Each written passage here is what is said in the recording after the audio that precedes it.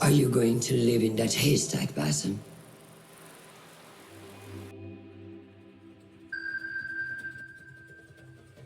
To say I've taken a stab at the Assassin's Creed franchise would be quite the understatement, or understabment.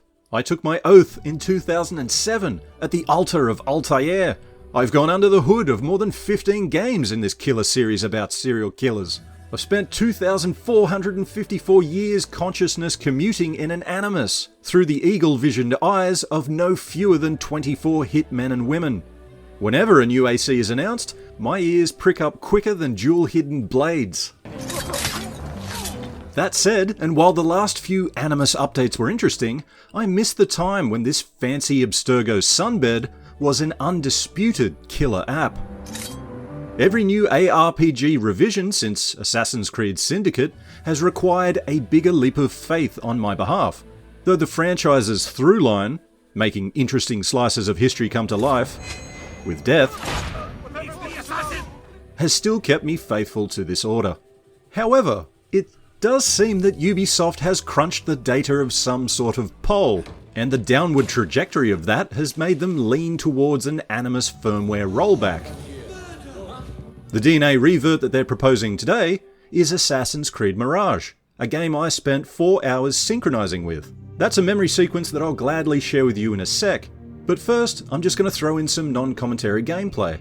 I'm technically only allowed to show you about 20 minutes worth of footage, so I'm going to have to keep it pretty tight here. And hey, as always, if you want to skip those sections, if you want to go to a certain topic, by all means just use the YouTube chapter function to do so.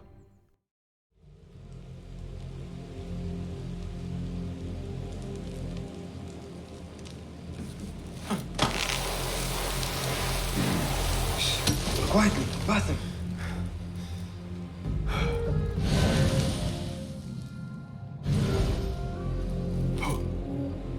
Find a place to hide. What is this place? It must be near the camp.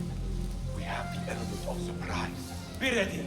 Stop making so much noise.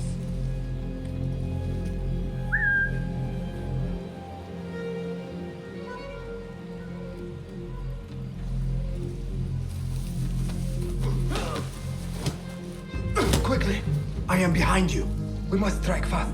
Agreed.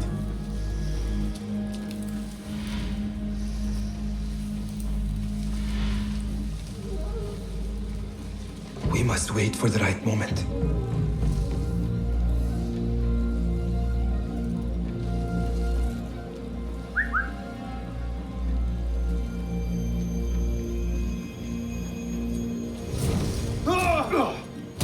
Do not make a noise.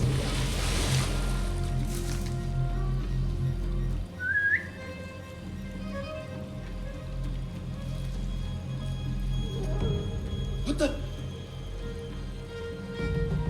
I'll dismember you slowly. Huh? Don't worry, we won't let our guard down.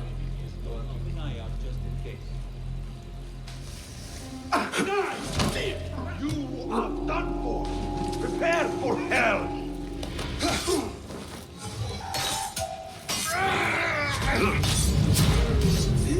There you are!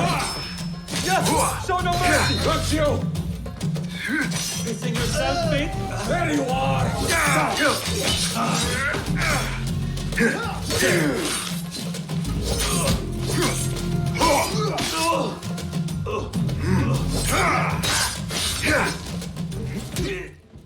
So let's get the most obvious question out of the way first. Why does Mirage's recommended retail price represent an absolute steal compared to the other entries in this franchise? Better leave before they notice. It's because this is a different beast compared to the sprawling countryside ARPGs of Origins, Odyssey, and Valhalla. Rather than ramp up into an even larger overworld than the last one, Ubisoft has turned a corner and downsized.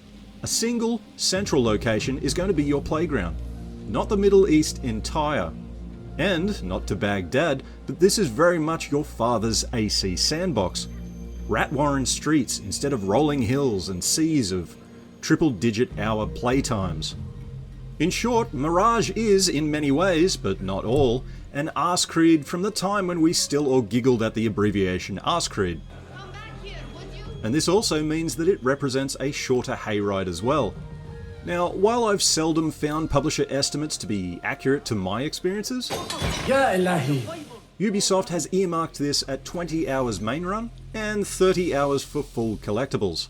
That's quite a drop from Valhalla's 60-hour minimum, but we may be able to let this slide, providing the shorter narrative is indeed more intimate and expertly crafted. Building ACs bigger didn't often feel better when it came to the quality of, I don't know, like Valhalla's cookie-cutter subquesting and scripting.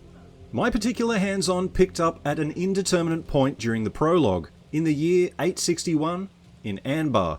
This is at a time when Baghdad had grown to become one of the biggest, richest and most advanced cities in the world. Back then it was home to multiple religions and scriptures, and you'll see this diversity on its busy streets. Honestly, that alone makes it feel like this perfect setting to recapture the multicultural je ne quoi of the original game. It's like a way to scratch the nostalgic itch of seasoned assassins, while also providing just a great setting to immerse a new breed of wet-behind-the-ears killers. Mirage centers on Basim, a common thief who's plagued by nightmarish visions, but is nonetheless an upwardly mobile individual. After experiencing a hair-raising time in Baghdad, our Aladdin-esque hero will end up crossing the path of the Hidden Ones. After that section, I was taken 2 months into Basim's future, during what seemed to be his last semester at the local assassin hideout, Castle Alamut. Basically, this was just an advanced tutorial phase that taught me free climbing on natural surfaces and the finer points of Swordsmanship 101 as taught by Master Roshan. She, along with a slightly more severe and extra secretive elder named Rayhan, proved to be the most important members of this local branch.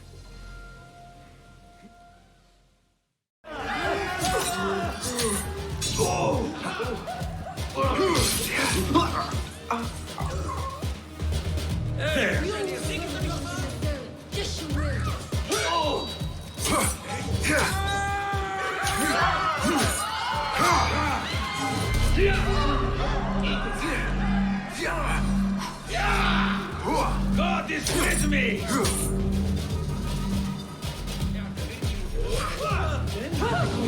Peace since the troubles began. Not so tough now, are you? You can't. You think you can escape?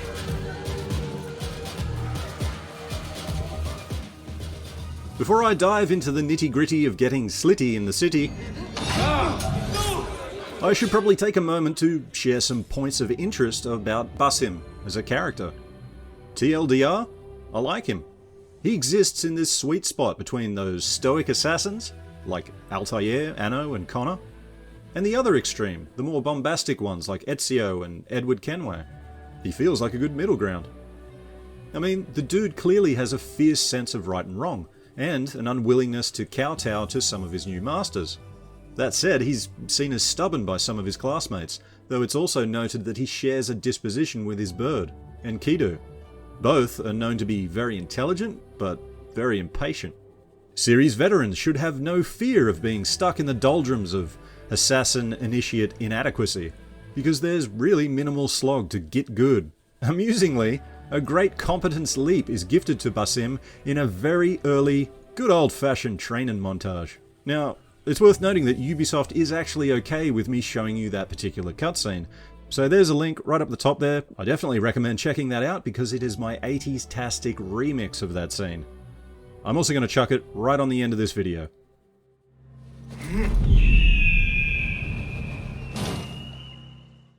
Not like the picture, no?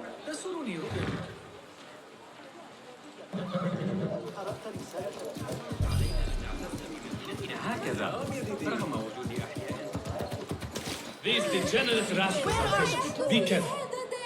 This trash belongs in a cell. Taste death!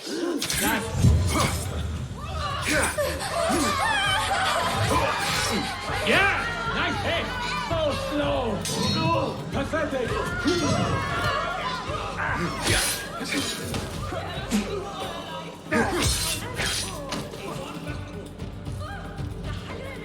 When it comes to gameplay, AC Mirage's tutorials lead with what it holds most important, free running and stealth, with the latter being a big pivot back from Valhalla. In that game, stealth felt like an afterthought, a vestigial limb. While I'm not harbouring any bad feelings about this fact, we're not exactly getting drowned in new stealth techniques in this game. Being a sneaky bastard is as simple as manually crouching, using thickets for cover, and whistling to lure. Honestly, the only interesting thing on the list is a throwable noisemaker tool that can be modified to stun, set objects on fire, or strike terror into your enemies. Once you get through ninja training, the next module is how to meet new people by introducing them to the wrong end of a sword. Take that!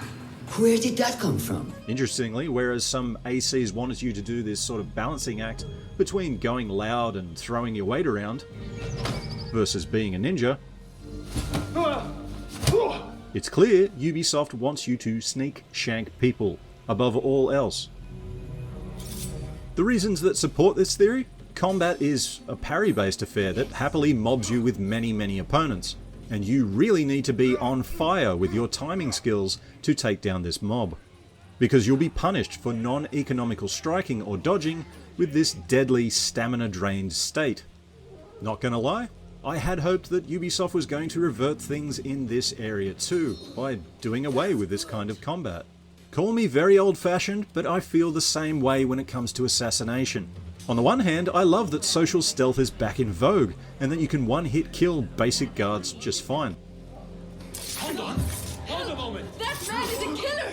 Stop him! However, that all changes for the next tier of bad guy up. Just like the modern AC games, your assassinate prompt inexplicably becomes a stealth attack prompt that will do a paltry 10% damage. Well, I'm not exactly crying a river about that fact, because it may have just been too much to hope for on my behalf, but yeah, for me, that included a return to one-hit kill, or at least hellacious damage dispensed, to any enemy that I was good enough to outfox. Leaving this topic on a positive note though, it felt lovely rediscovering the simple pleasure of getting high and going rooftop running. Turns out I'm still a sucker for the platforming Prince of Persia DNA that still runs strong in this series. And hey, there's also the timeless joys of exploration and the addictive loot grind of opening many a chest. Basim, not those kinds of chests. Oh, and lastly, who could ever get sick of scaling up and synchronizing on towering historical edifices? Some of which some of you may be quite familiar with. What is wrong with you today?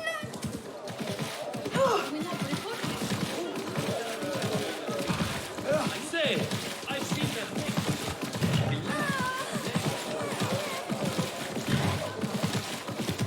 Calm yourself.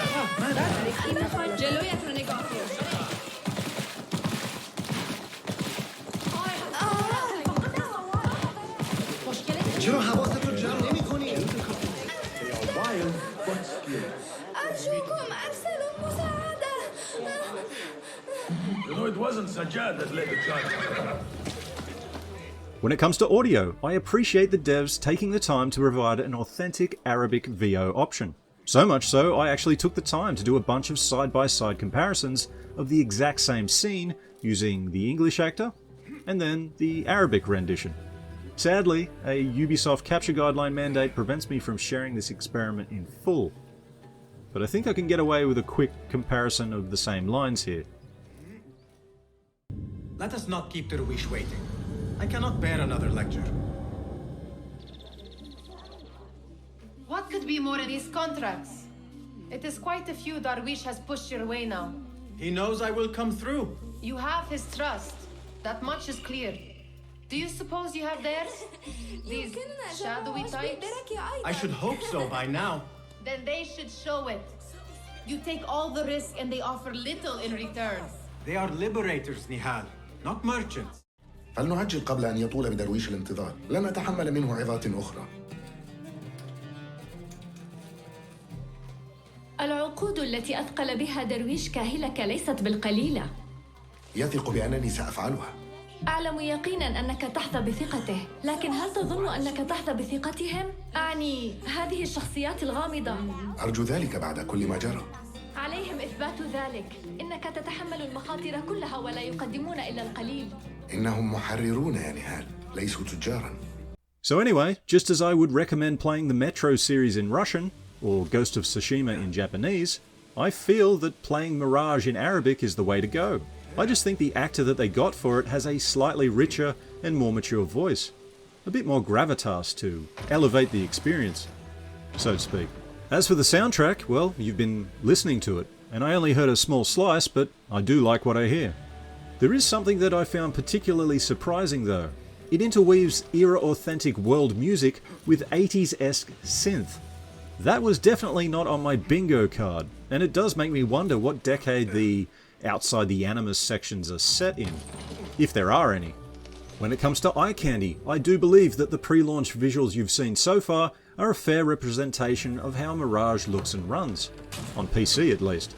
Though I must admit that I had one or two moments that reminded me that this engine is by no means a spring chicken. The virtual performances can still be a touch wooden, and there's a bit of deadness around the eyes there. That being said, I commend Ubisoft for taking the time to fix what were once highly memeable child NPCs. If you'll recall the horror, some of the kids in Valhalla were like these weird, shrunken down adults.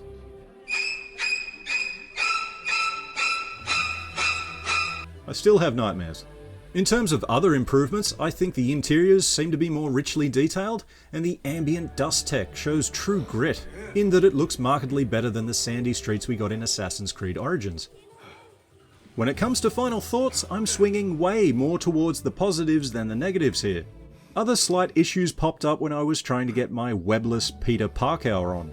You notice it less now, thanks to the franchise moving largely away from tight city freerunning.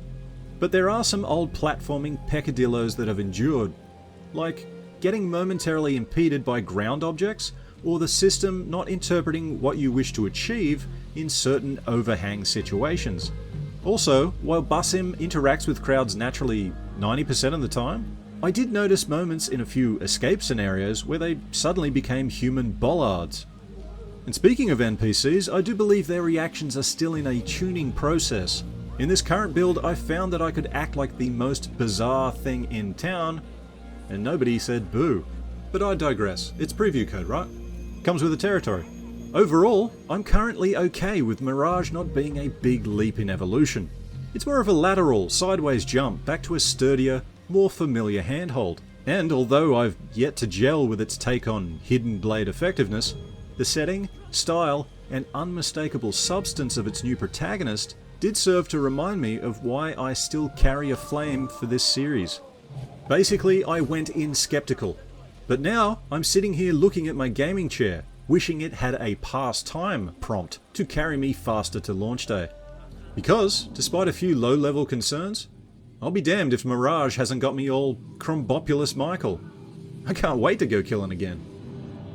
Alright, those are my thoughts. I'm going to leave you now with what I said I was going to leave you with. My 80s-tastic rendition of the very early and incredibly low spoiler Assassin's Creed Mirage training montage. Enjoy!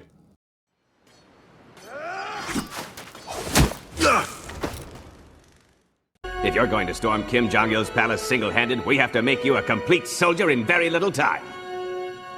How are we gonna do that? I think I know just what we need.